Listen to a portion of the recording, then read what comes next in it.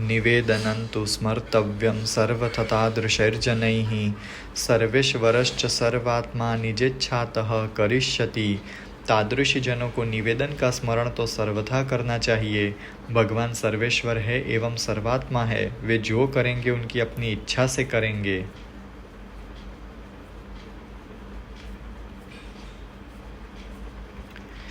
જો આ પ્રકારે જીવ પોતાની બધી ચિંતાઓ અને પોતાના લૌકિક અલૌકિક સમસ્ત પ્રયત્ન વગેરેનો ત્યાગ કરીને સર્વથા સમસ્ત દાયિત્વોથી છુટ્ટી લઈ લે તો તેમાં સ્વચ્છંદતા આવી શકે છે, તેમજ તે બહિર્મુખ બની શકે છે। તેથી આ સમસ્યાના નિરાકરણ માટે આચાર્ય ચરણ બીજા શ્લોકમાં નિવેદનમ વગેરે શબ્દોથી કહી રહ્યા છે। સર્વદા સર્વાંશમાં સંપૂર્ણ રીતે જીવ જો હું ભગવાનનો છું, ભગવાન મારી પાસે બધું કરાવે છે, આવું અનુસંધાન રાખે તો તેમાં સ્વચ્છંદતા એમ જ બહિર્મુખતાનો દોષ નહીં આવે, આ ભાવ છે। અને જો જીવ અશક્ત હોય અને તેનાથી ભગવત સેવા નભતી ન હોય તથાપિ તેણે પ્રભુને કરેલ નિવેદનનું સ્મરણ તો કરવું જ જોઈએ। આ બતાવવા માટે શ્રી મહાપ્રભુજીએ તું શબ્દનો પ્રયોગ કર્યો છે। તું શબ્દનો અર્થ થાય છે તો પ્રભુચરણ અહીંયા પ્રયુક્ત થયેલ તું શબ્દનું તાત્પર્ય સમજાવી રહ્યા છે। નિવેદનમ તુ સ્મર્તવ્યમ સર્વથા તાદૃશૈર્જનૈઃનો અર્થ થાય છે તાદૃશી જનો સાથે નિવેદનનું સ્મરણ તો સર્વથા કરવું જોઈએ। પ્રભુચરણ આજ્ઞા કરી રહ્યા છે કે અહીંયા તું શબ્દ નિવેદનના સ્મરણની આવશ્યકતા બતાવે છે, અને તે આવશ્યકતા આ છે કે પરિસ્થિતિવશ ભગવત સેવા નભતી હોય કે ન નભતી હોય, નિવેદનનું સ્મરણ તો સર્વથા કરતા જ રહેવું જોઈએ, આ અર્થ છે। અને જો કોઈક સ્થાને પાઠ ભેદથી નિવેદનં તુ સ્મર્તવ્યમના સ્થાને નિવેદનમ ચ સ્મર્તવ્યમ પાઠ માની લેવામાં આવે તો ચ શબ્દથી આ પંક્તિનો અર્થ અને નિવેદનનું સ્મરણ સર્વદા કરવું જોઈએ, આ પ્રકારે કરવો જોઈએ। સર્વથા શબ્દ નિવેદનના સ્મરણની આવશ્યકતા બતાવવા માટે છે, અથવા આ જ પંક્તિનો બીજો અર્થ આ પણ હોઈ શકે કે જે લોકો નિવેદિત આત્મા હોવાના કારણે ભગવત તત્પર હોય છે અને સર્વથા તાદૃશી છે, તેમની સાથે નિવેદનનું સ્મરણ કરવું જોઈએ। આનાથી દુસંગ દોષ દૂર થાય છે, અને જે લોકો તાદૃશી નથી તેમનાથી પોતાનો ભગવત ભાવ છુપાવવો જોઈએ, આ પણ સૂચિત થાય છે। કોઈક સ્થાને સર્વથા પદના સ્થાને સર્વદા પદ માનવામાં આવ્યું છે। આવું માનતા પંક્તિનો અર્થ એવી રીતે થશે કે સર્વદા પદથી આચાર્ય ચરણોએ નિવેદનના સ્મરણમાં કાલનું અપરિચ્છેદ કહ્યું છે। પરિચ્છેદન શબ્દનો અર્થ થાય છે કે ઢાંકવું। કાલ અપરિચ્છેદનનો અર્થ થયો જેને કાલ સમય ઢાંકી ન શકે, અર્થાત સર્વદા બધા કાલમાં નિવેદનનું સ્મરણ કરવું જોઈએ, આ અર્થ છે। નહીતર ભગવત સ્મરણ છૂટતાની સાથે આસુર આવેશ થઈ જશે, આ ભાવ છે। હવે અહીંયા આ શંકા થાય છે કે લૌકિક કે અલૌકિક કાર્યો માટે પ્રભુ પાસે પ્રાર્થના કરવી કે નહીં, તો આચાર્ય ચરણ આનો ઉત્તર ન કરવી આ પ્રકારે આપતા સર્વેશ્વરઃ વગેરે શબ્દોથી કહી રહ્યા છે। અહીંયા સર્વેશ્વર સર્વના ઈશ્વર શબ્દમાં પ્રયુક્ત સર્વ શબ્દ આ બતાવે છે કે ભગવાન કેવલ નિવેદિત આત્માઓના સર્વસ્વ છે, બીજા માટે નહીં। જેવી રીતે સર્વ બ્રાહ્મણોને ભોજન કરાવો, આ વાક્યમાં સર્વ શબ્દનું તાત્પર્ય સમસ્ત બ્રાહ્મણોથી નથી, અપિતુ સમસ્ત નિમંત્રિત બ્રાહ્મણોને જ ભોજન કરાવો, આ અર્થમાં છે। તેવી જ રીતે અહીંયા સર્વેશ્વર શબ્દમાં સર્વ શબ્દનું તાત્પર્ય આ નથી કે ભગવાન બધાના સર્વસ્વ છે, અપિતુ જેઓએ પ્રભુને આત્મનિવેદન કરી દીધું છે, ભગવાન એમના જ સર્વસ્વ છે, બીજાના નહીં। સર્વાત્મ શબ્દમાં પણ સર્વ શબ્દનો અર્થ આ જ પ્રકારે જાણવો જોઈએ કે ભગવાન બધાના નહીં અપિતુ નિવેદન કરવા વાળાઓના જ સર્વાત્મા છે। આનાથી આ સિદ્ધ થાય છે કે સેવક જેમ જેમ પ્રભુને શરણાગત થતા જાય તેમ તેમ પ્રભુ પણ તેમનો અંગીકાર કરે છે અને તે સેવકોમાં પોતાનું સ્વામિત્વ અને આત્મીયતા માને છે। તેથી તેમનું હિત કરવામાં પ્રભુ તેમની પ્રાર્થનાની અપેક્ષા નથી રાખતા, આ જણાય છે। અથવા આવી રીતે અર્થ કરી લઈએ કે કારણ કે પ્રભુ કાલ વગેરેના પણ નિયામક છે, તેથી જો તેમની ઈચ્છા જીવોનો ઉદ્ધાર કરવાની છે તો કાલ પણ તેમાં પ્રતિબંધ બની શકતો નથી। આ કારણે સર્વ શબ્દ કાલ વગેરેનું સૂચન કરે છે, અર્થાત પ્રભુ કાલ વગેરેના પણ ઈશ્વર છે, આ અર્થ છે। અને જો જીવ પ્રાર્થના કરે પણ તથાપિ પ્રભુ તો એમનું પોતાનું વિચારેલું જ કરશે, તેથી તેમને પ્રાર્થના કરવાનો કોઈ અર્થ નથી, આ બતાવવા માટે અહીંયા નિજેચ્છા શબ્દ કહેવામાં આવ્યો છે।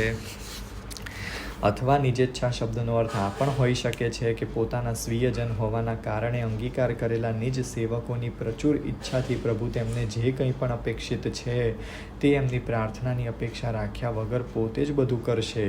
પરંતુ અહીંયા નિજેચ્છાતઃ શબ્દમાં આચાર્ય ચરણોએ અવ્યય અવયવ પ્રયોગ આપેલો છે, જેનો અર્થ આ થાય છે કે જીવો દ્વારા કરેલ અવિકૃત ઈચ્છા જ પ્રભુને અપેક્ષિત છે.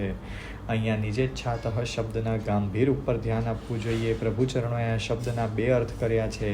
નિજસ્ય ઈચ્છા ઇતિ નિજેચ્છા, સ્વયં ભગવાનની જ જે ઈચ્છા છે તે નિજેચ્છા છે, અને નિજાનામ ઈચ્છા ઇતિ નિજેચ્છા, પોતાના નિજ જનોની ઈચ્છા નિજેચ્છા છે.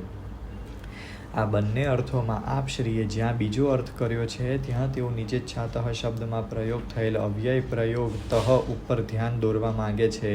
આપશ્રી આજ્ઞા કરે છે કે શ્રી મહાપ્રભુજી અહીંયા નિજેચ્છાતઃ ન કહીને નિજેચ્છાયા કહીને પંચમી વિભક્તિનો પ્રયોગ પણ કરી શકતા હતા, અને તેનાથી કોઈ અર્થ પરિવર્તન પણ થવાનો નહોતો, પરંતુ આપશ્રીએ અવ્યય પ્રયોગ દ્વારા નિજેચ્છાતઃ પદ પ્રયોગ કર્યો છે. આમાં અર્થ આ છે કે અવ્યય અવિકારી હોય છે, અર્થાત અવ્યય ગમે તે શબ્દની સાથે જોડાઈ જાય, પરંતુ અવ્યયનો અર્થ બદલતો નથી.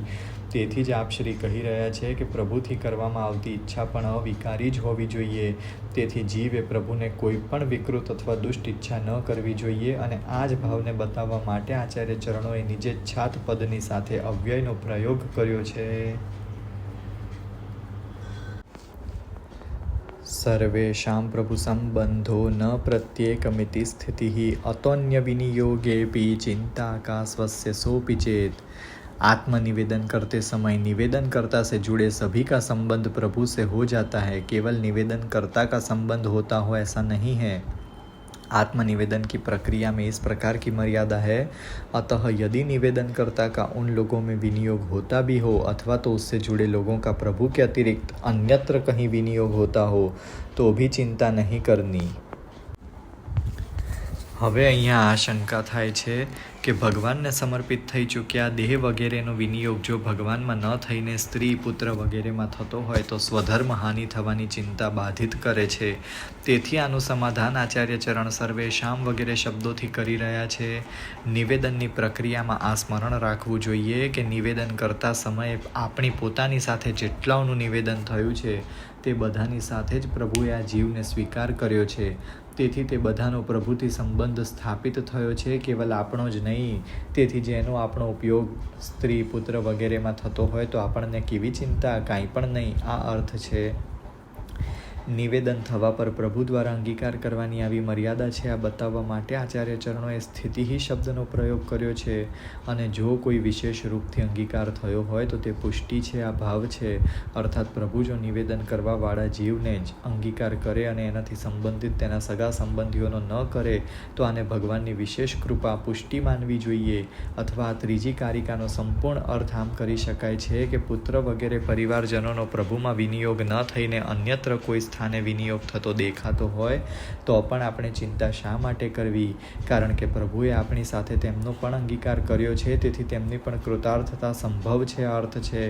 અને આ પણ સમજો કે ત્રીજી કારિકામાં પ્રયુક્ત સ્વસ્ય પદ પુનઃ અપી શબ્દથી સંબંધિત થઈ રહ્યો છે.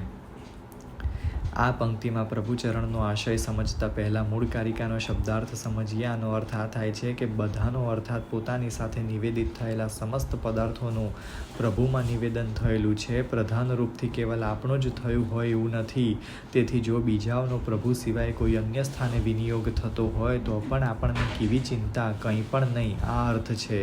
હવે પ્રભુચરણ અહીંયા સ્વસ્ય પદને તેના પહેલાં આવેલ ચિંતાકા પદથી પણ જોડી રહ્યા છે, અને તેના પશ્ચાત આવેલ સોપી પદથી પણ પહેલા ઢંગથી જોડવામાં અર્થ બનશે. જો બીજાઓનો અન્યત્ર વિનિયોગ થતો હોય તો આપણે શા માટે ચિંતા કરવી? અને બીજા ઢંગથી જોડીએ તો અર્થ બનશે જો આપણો પોતાનો પણ ભગવાન સિવાય અન્યત્ર વિનિયોગ થતો હોય તો આપણે શા માટે ચિંતા કરવી જોઈએ? આ અર્થ છે.